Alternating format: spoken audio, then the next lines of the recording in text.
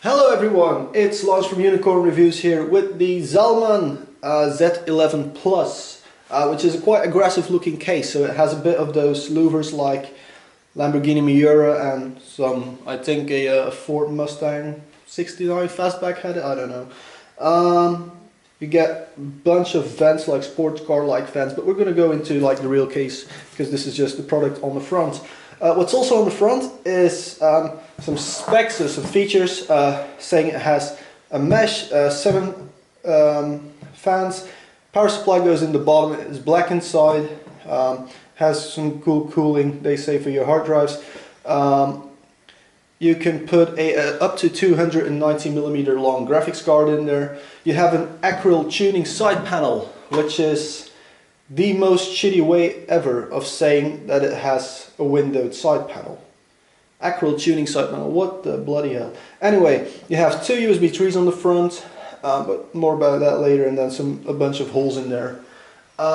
It's recyclable, which I guess is the box, and it's also somewhat weatherproof, I guess.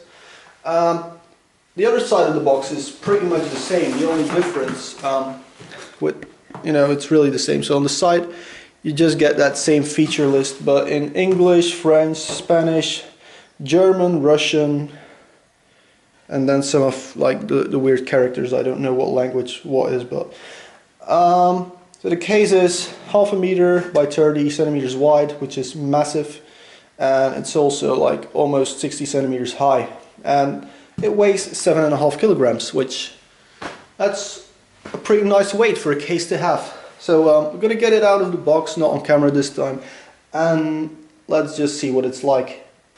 When you take it out of the box, you'll get this open cell styrofoam. It's quite a bit thin, but it's good enough, and they shipped it in just the box of the case, and everything arrived in really good condition, so I guess packaging is okay. We had some of this plastic going on the front and here on the top as well. So let's just take it all off. There's also some plastic protection on the inside of the window. We're going to start off with the top and then move our way around the case. So on the top you get a hard drive activity light, a reset button with a nice click to it. I love that. Okay, you get 2 USB 3s, 2 USB 2s, headsets, and a microphone, as well as these louvers. They're like somewhat see-through, and because there's a blue LED fan in there, everything's going to light up blue. You also have, because I forgot about that for some reason, a massive power on button. The click on the reset button is slightly better though, and then a bit of storage here for putting stuff. I don't know what you would put on top of your case, but should you want to, you can. You then have 1, 2, 3, 4, 5 5.25 inch drives with a 3.5 inch adapter in there, should you want to use that for some reason. You also get this front panel thingy, which is somewhat see-through. It's not the same black as the rest, and it moves, so that must mean you can take it off. Alright, I figured out how to take this front section off, and it turns out you cannot really take it off in a convenient way. So what you do is you pull the entire front panel off from the bottom, and then you get this, which is the back of it. So you can see everything has these foam covers in here, so dust won't get in and noise won't get out really. And so if you want to do something with this, it has these clips which you press down and then you can take it out really. So let's just quickly undo these so I don't break any cable. Quite cool. They come with a little push down clip thingy, and when you push it in, it will come out. So side panel, front panel, it actually has quite some weight to it. It's all plastic, but it has some nice weight to it really. You're going to have these, which are held in with screws. I'm just going to bring you guys in a bit, hopefully without too much shake.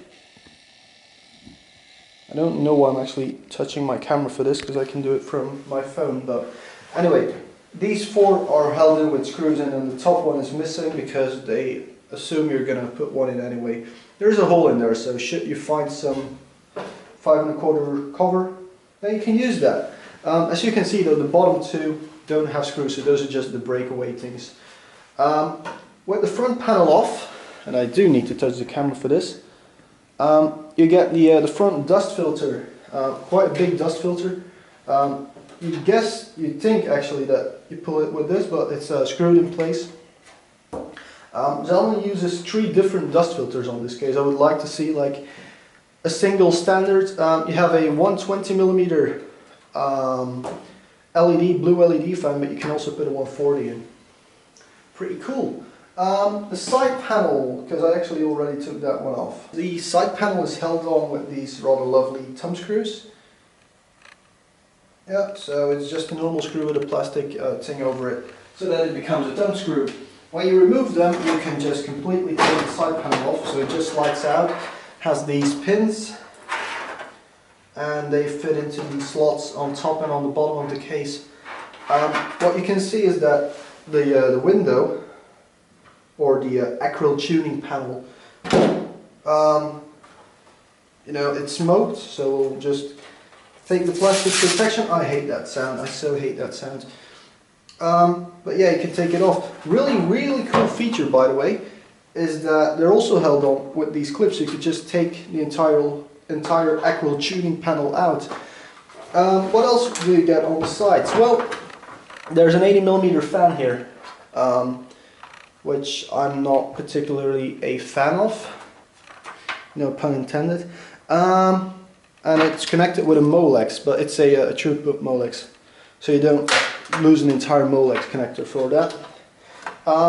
When you then look into it, into the side, here's where the air gets taken in, and I don't know if you guys can actually see it, but this side is completely blocked off, so even though you have this massive vent here, which is on the front of the case, hooked up with the side of the front panel, there's no air coming in from here, so all the air is going to come in through the back for some odd reason. Let's just put this one aside, shall we? And move on to the inside of the case. So there we go. You can see the top, it has some slope to it. We already showed the top. But what do you get inside of this case? This one is quite cool. It's quite a stealthy design, so you don't have to cover it up yourself. You get 1, 2, 3, 4, 5 hard drive installation points, and then the 2.5-inch SSD or laptop hard drive there. Let's get this. It looks like the sort of thing you put your toothbrush in when you go somewhere.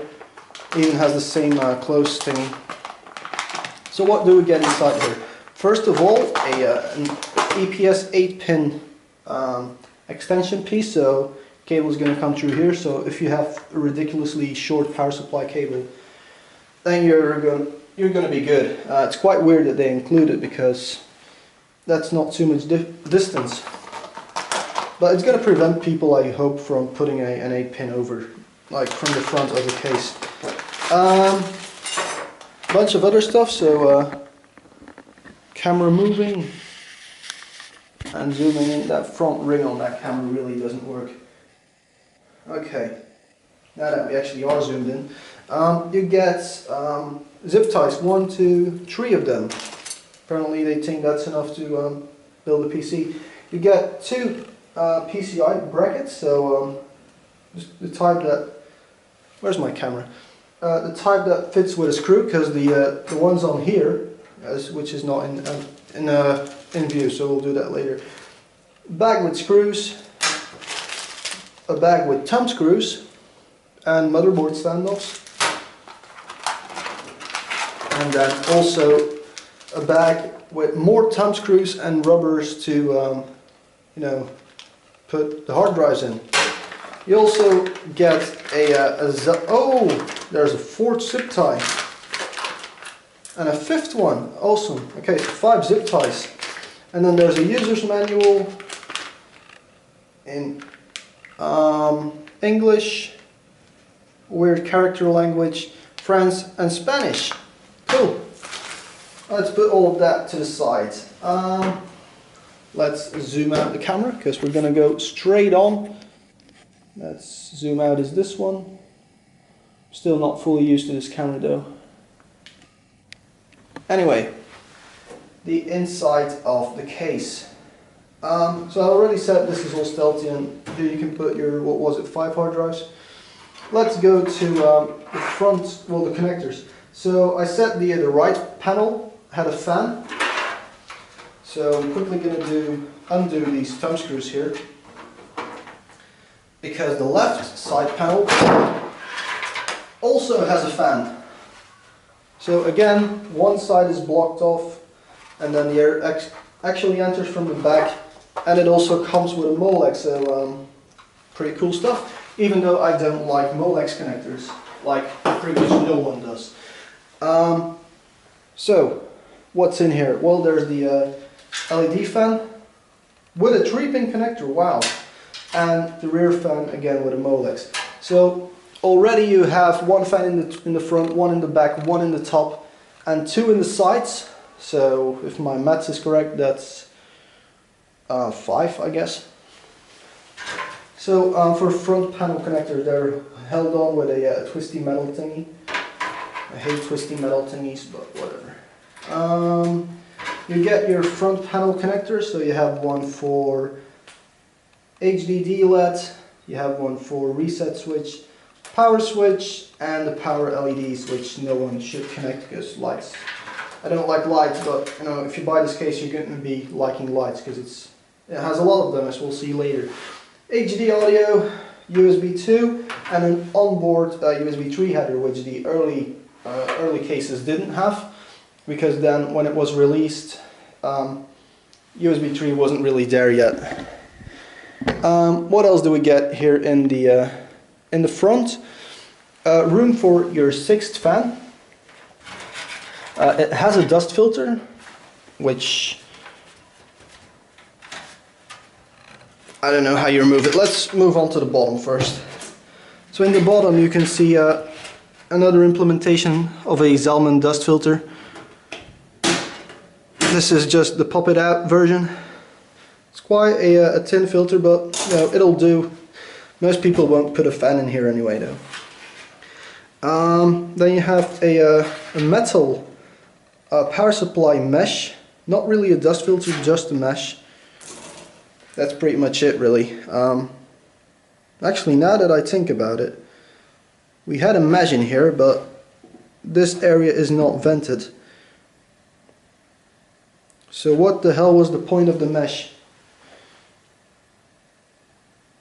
Wow, okay, mind blown. On the top, sorry for the shakiness, you can see the Zalman 120mm exhaust fan, and you can put another one right next to it really. That's pretty much it for the top though.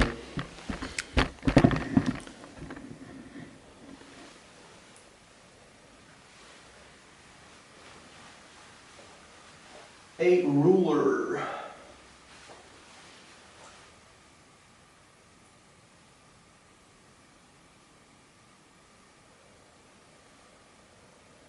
How far are those apart anyway?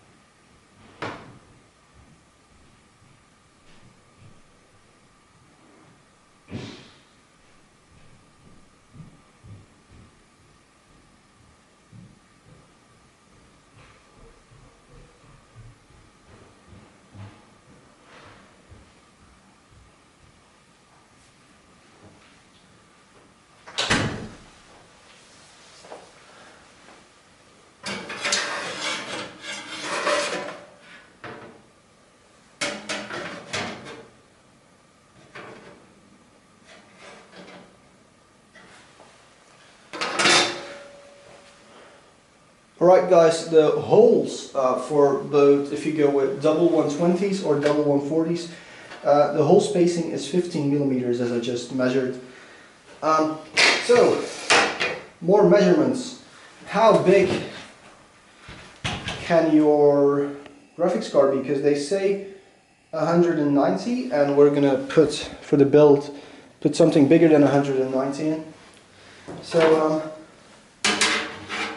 if you measure from right at the back, you actually get 30 and a half plus the extra half on the front, so 31 centimeter graphics card should hopefully fit in, but they say 290, so everything over 290, if it doesn't fit, it's your fault, not mine.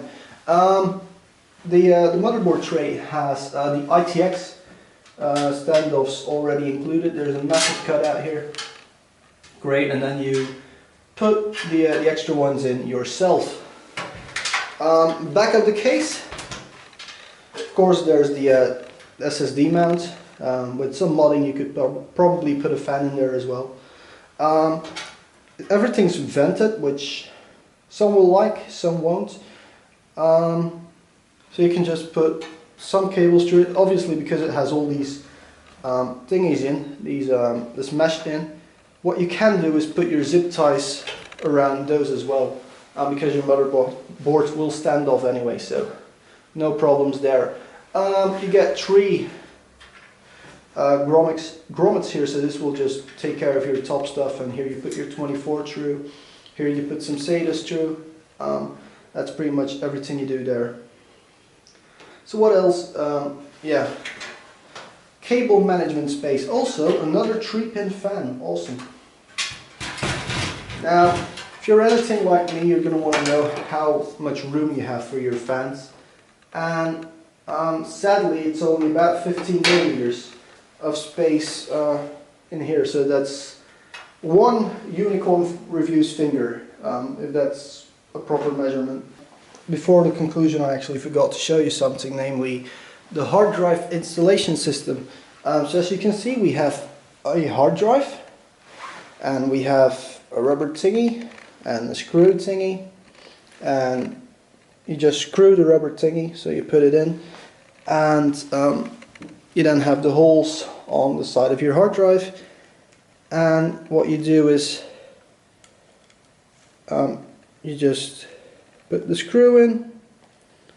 So it's not a toolless design, but once that screw is in, you can just let's see if we find the case, or if we can get it in image. So you have the slots, and this one will just slide in there, and then the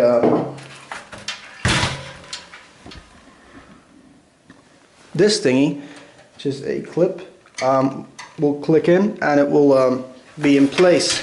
You can also put just extra screws in there should you want to. Now you can put fairly large graphics card in, but this one is only held in place with 4 rivets. So this entire area you can just, drill it out.